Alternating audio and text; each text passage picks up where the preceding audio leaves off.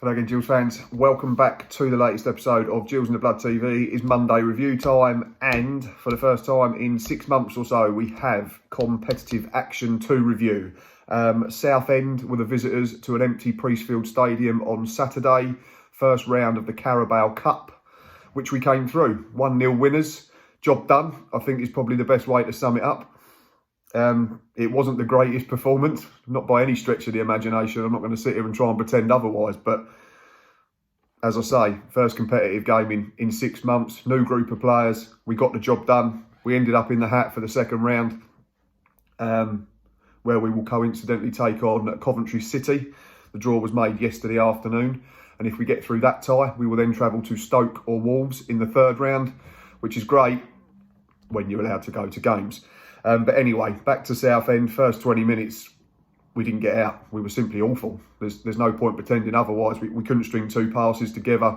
We were flat, disjointed, leggy.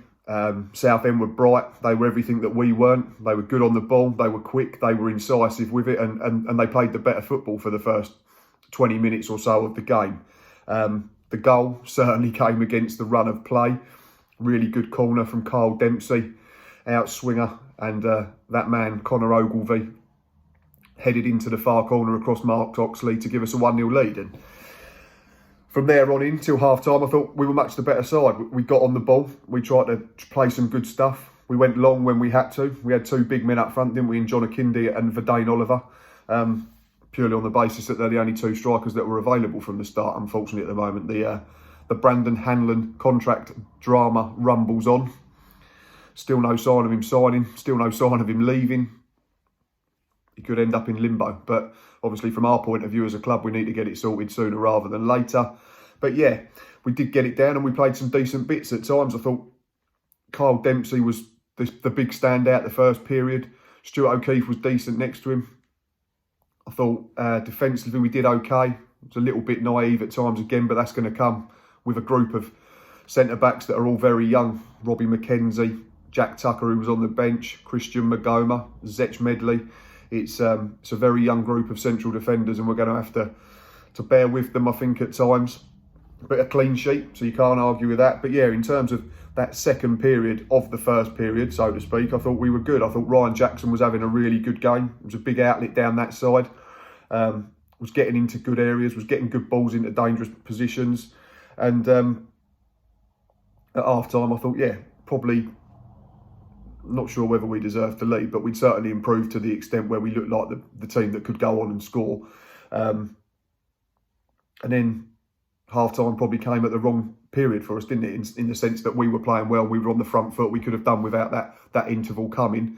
But second half, give us credit, we started in the same vein, and Verdane Oliver should have scored, should have opened his account for the club. He had a free header, I think, was again from a Ryan Jackson cross, 7-8 yards out, no one near him, and he's headed it wide. And obviously a couple of minutes later, it was double whammy because Ryan Jackson, who somewhat harshly had been cautioned in the first half, I didn't think there was much in it. It seemed to be that the caution came after the Southend bench got up and started shouting and remonstrating with the fourth official. But he's 30 years old, Ryan Jackson, and if you've been booked and you do what he did, it's a stonewall red, and it was stupid. Unfortunately, the bloke skipped past him on the halfway line. There's no immediate danger, and we've got cover, and Jacko grabs out at him and pulls him down, and he left the referee with no choice but to pull out the second yellow card, and with it the red. And from then on, in terms of an attacking spectacle, for us it wasn't. We had to dig in, we had to be resolute, we had to almost give up on a sort of an attacking sense of play because of the fact that it was backs to the walls, and Southend were still bright. They were still a threat on the counter, although when they got into the final third, their delivery probably could have been better, and if it had been, they'd have caused us more problems. Jack Bonham made a decent save. They hit the post a couple of times late on, which would have been interesting, would have taken it to a penalty shootout after seeing us lose at the same stage last season on penalties against Newport. But yeah, in terms of managing the game with 10 men, I thought we did all right. I thought we were pretty good. I thought we were pretty compact. John Akinde, I thought, was superb in providing us with another side of his game that we don't see and probably don't need to see and don't want to see too often. He effectively played as a central midfielder for most of the second half. He was tracking back and winning possession and helping out his midfielders and his back four. And I still think he's going to have a good season for us. I know there's some that are not fans of him, but I've not seen anything from him yet that says he's not going to be good for us. I still don't think he's a 20-goal-a-season striker, but I do think he's a dozen goals this season. I think he's got that in him, and I think he'll be involved in plenty of other goals directly and indirectly with his hold-up play and his link play. By the end, though, we were clinging on, weren't we? We were out on our feet. I think Stuart O'Keefe was one that notably kept going down, cramping up. We made 3 substitutions. I think Jack Tucker came on, Matty Willock, and Trey Coyle. I thought Trey Coyle looked lightweight. Didn't really get on the ball, looked a bit rushed when he had it. And again, that's going to happen. He's a kid, it's his first foray into senior football, and he's going to make mistakes, and that's fine. Matty Willock, it's good to see him out there again. I think we're being sensible with him, we're easing him in, and I still think he'll be a big player.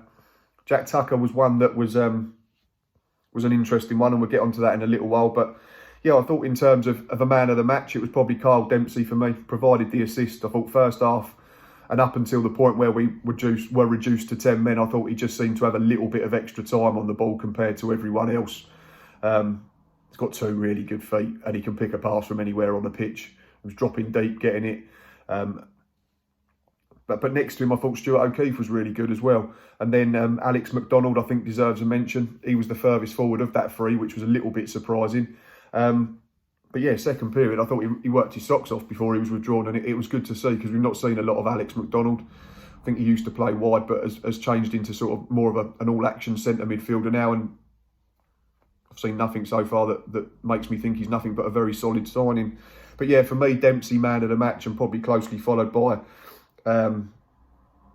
Robbie McKenzie, Connor Ogilvie and Jack Bonham in no particular order. They were my 4 highest ratings, and I did my match ratings. So, but yeah, Dempsey shaded it for me. So yeah, in terms of positives from the game, obviously the win, the clean sheet, the fact that we had to dig in. Fitness levels will have improved because we got to run around the last 35 minutes. I think John Akinde was blowing, which is understandable. But Dane Oliver had definitely run his race when he was withdrawn with about 20 minutes to play. But it'll help. It's minutes in the legs. It'll hurt. It probably hurt Sunday morning, but it'll benefit them in the long run.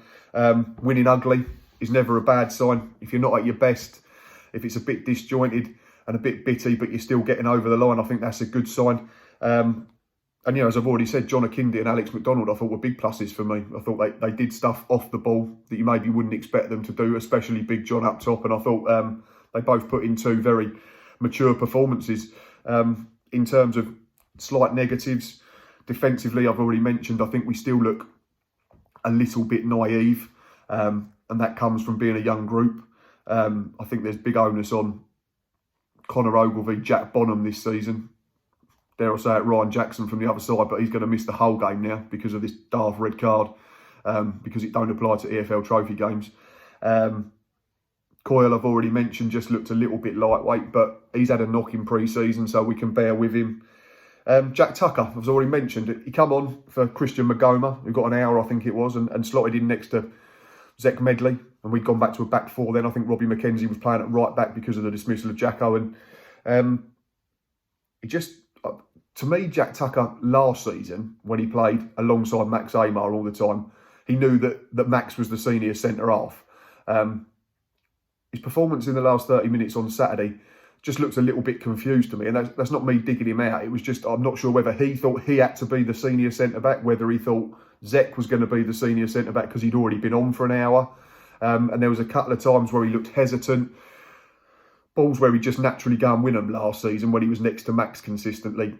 He sort of was stopping and thinking with someone else doing it. That was just my opinion. And it might have just been something more simple, that he was just getting up to speed with the game, because we all know, anyone who's played football at any level, if you come into a game after an hour or so, you take 5-10 minutes to adjust to the speed of the game. And it might just be that, and I might have read too much into it, but there was just, I don't know, it just concerned me a little bit. But maybe it's more a collective, like I say, because they are a very young group.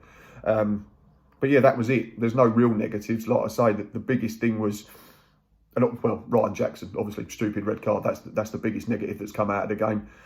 We missed Jordan Graham. He had a slight problem. So Steve Evans was sensible with him and said, you're not playing, should be fine this week. And they said he'd be training today. So hopefully that's nothing major. I don't think there was any problems in terms of real injury concerns for those that featured. I know, like I've said, a few were cramping up, and that's understandable. But yeah, we move on to Tuesday night, where we take on Crawley in our first EFL trophy game. Not sure whether I'll be spending £10 on this one. It's an odd time, isn't it, for kickoff? It's 5:30 as well, which is frustrating. So even if I do book it, I'm going to miss the first 15 minutes driving home from work. I probably will get it, won't I? It's Jules and it's football. Just hope that iFollow get their streaming sorted out before the first league came, because it was horrendous. I ended up watching it on my phone because it wasn't working with laptops or anything at the weekend. But maybe it was just me being a technophobe, I'm not sure. Yeah, that's probably it from me today in terms of Monday. Like I say, we've got Crawley Tuesday night. They bowed out of the EFL Cup at the weekend, a 3-1 home defeat to Championship Millwall. But it seems they put up a good show. Might have a new star in the making up front. Young lad, his name escapes me now, scored their goal, has been brought in from non-league to replace Ollie Palmer, who joined Wimbledon in the transfer window. So they've also lost another lad as well. So two of their star players are gone. So it'd be interesting to see how they line up. Be interesting to see if Glenn Morris features, former Gills goalkeeper. And did anyone see their manager's interview after their game at the weekend? If you haven't, check it out on Twitter. It was quite funny. I won't spoil the punchline, so to speak. But yeah, we are running a competition at the moment in conjunction with Fan Hub. So please check out my tweets. If you go over there and subscribe to their mailing list to join up to the new app, you are in with a chance of winning a Fan Hub / Jules in the Blood TV t-shirts. All you have to do, like I say, sign up to the mailing hub and just retweet my tweet. It's running from today up until the 17th of September, I think. Another big thank you to everyone who subscribed over the last few days. We've flown past the 1400 barrier now. We are now on 1425 on the YouTube channel. So many thanks to everybody. Love this time of the season. There's still plenty of predicted tables coming out. I think the NTT 20 boys are publishing theirs today. I watched Empty Seats last night. That's the first time I've watched that channel. That was a really good watch. In terms of predictions for us, they've all been pretty positive at the moment. I think everyone's top half. I think the most positive that I've seen was Reese, who contributed to our fans and opposition season preview part 2 the other day. Predicted the playoffs. I think everyone else is just outside, but with that optimism that we might sneak in with another 2 or 3 good signings. In terms of new signings, Mark McNulty is the latest name to be linked. Seems that we're in talks or advanced talks with Reading about bringing him on loan. So that would be, for me, a very good signing. The number 9 shirt is still available after the squad numbers were released at the end of last week. So one to keep an eye on. Right, that's enough from me. Thanks for watching. I forgot what I was going to say. Thanks for watching as always. Thanks for listening to me. There is a Gills in the Blood Injury Time podcast being recorded on Tuesday as well. So that is something to look forward to. I'm sure there's plenty of stories about Boz and toilet roll and shreddies. I will stick the Fan Hub competition photo at the end of this video. And until next time, up the Gills.